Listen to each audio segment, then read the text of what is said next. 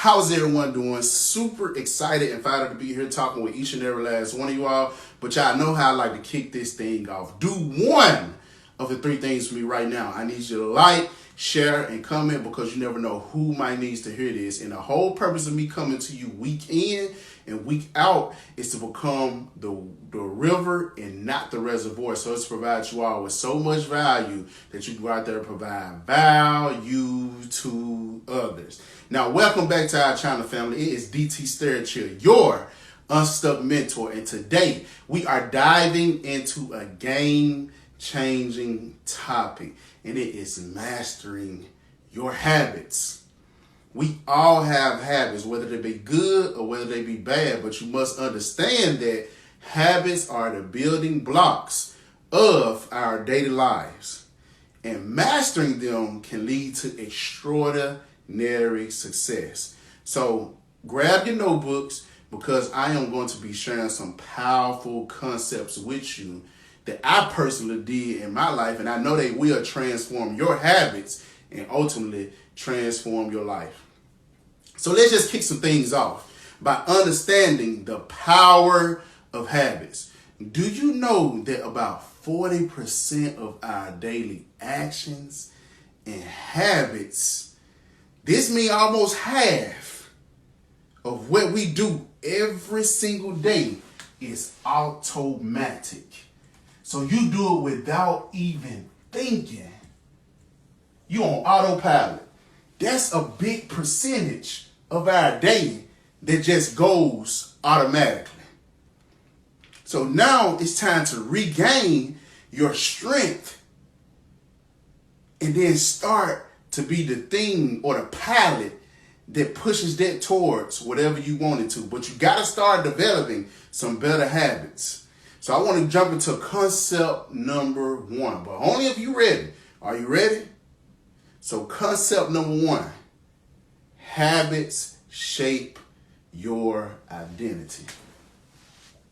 Habits shape you.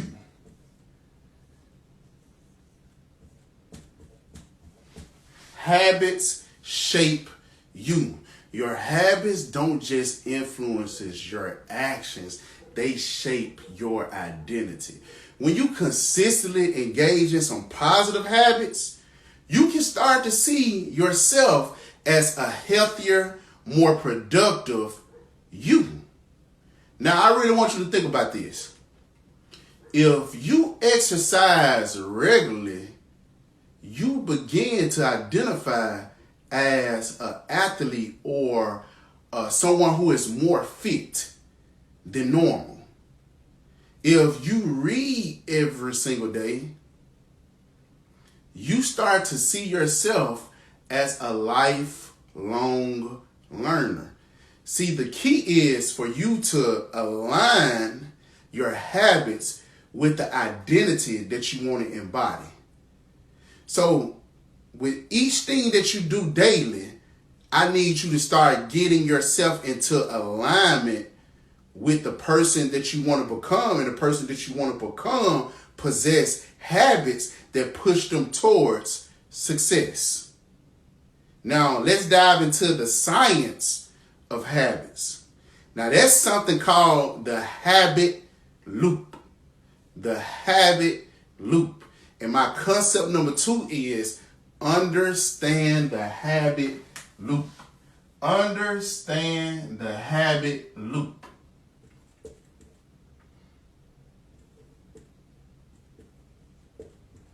Habit loop. Understand the habit loop. Now, this comes in three different, three different ways. And number one being is cue. This is a trigger that ignites the habit. This just gets it started. It could be the time of day or emotion or a specific action. So then now I'm going to put cue. Number two, routine. This is the behavior you engage in after the cue. So it's a process. It's a 3-step process. This is the behavior that you engage in after the cue. So it's your actual habit. So routine.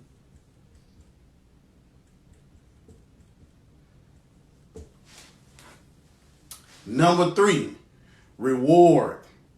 This keeps you coming back over and over and over and over again. It's the positive outcome that reinforces the routine. Is that understandable? It's a 3-step process. You have cue, you have routine, and then you have reward. Forgot to write that up there. To master your habits, you need to be able to identify and modify these components in the process. For example, if your cue is stress, instead of you reaching for that junk food, create a new routine like going on a walk or meditating or simply praying, and reward yourself with a sense of accomplishment. You see how that works? Now, once you get into the process to kind of modify these components with those bad habits that you have, and then you trying to bring it more into good habits, everything starts flowing. But you must think about this 3-step process. Now let's talk about the 21-day challenge. You might have heard that it takes 21 days for you to form a habit, while the exact time frame can vary. I'm not saying that it takes 24 days. Everyone is different. You are uniquely made. So what works for somebody else might not work for you, but it is a great starting point. So my concept number 3 is commit to 21 days.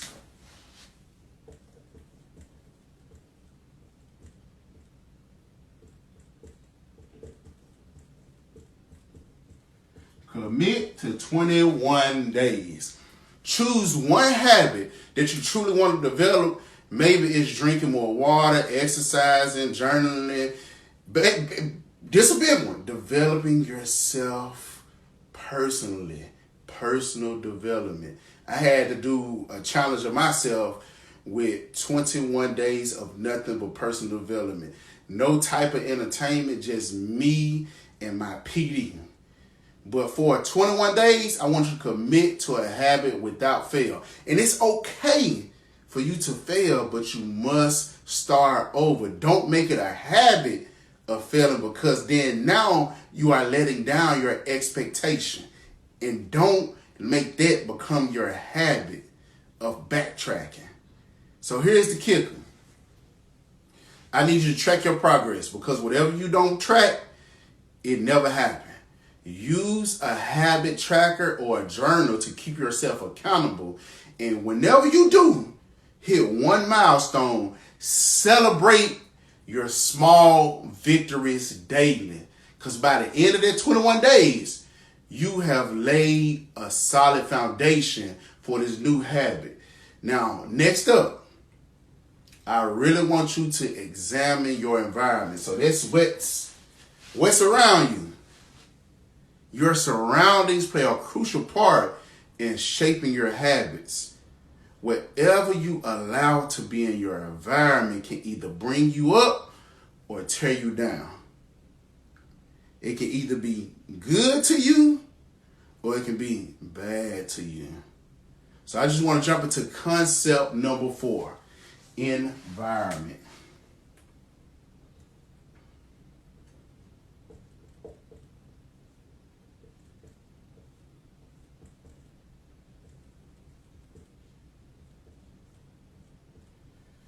Environment. Design your environment for success.